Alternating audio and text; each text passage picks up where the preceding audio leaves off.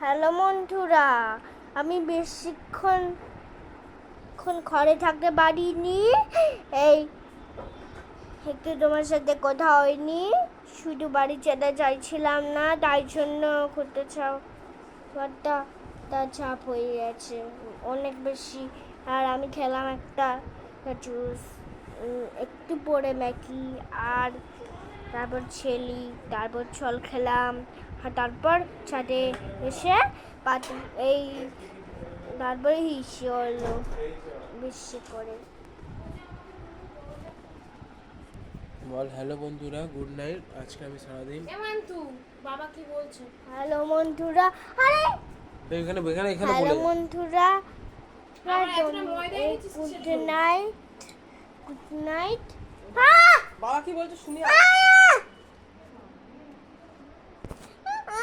তোর বাবা ডাকলো। মাকে জিজ্ঞেস এই দেখেছিস আজকে সুলতানে জল খেয়ে শুয়ে পড়বে। তুমি আজকে অনেক কিছু কিছু পেট ছেড়ে দেবে। আমি ওই জন্য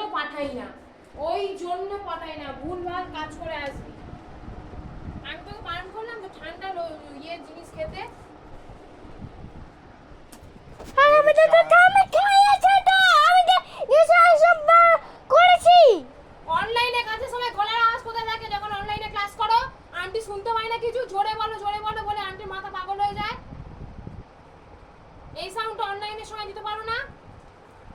আর তুমি আমি নিজে করিনি, দিদি ভাই করেছিল, এই ঠাম্মি করেছিল, এসব ঠাম্মি।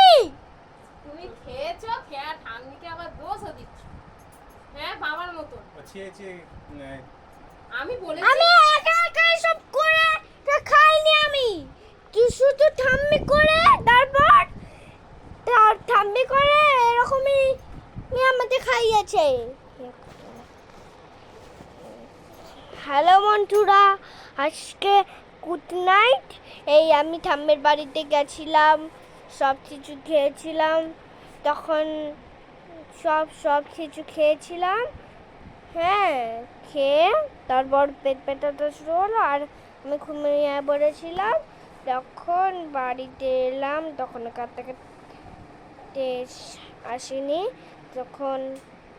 তখন মা বরকচিটটা করেছিল, আর আমি বললাম খুব ভালো, আর তখন সাথে গেলাম, আর কান্না শুনতে এলো না। বুঝেছো বন্ধুরা, জায়গাটা নিয়ে খেলা করছি। রাখ।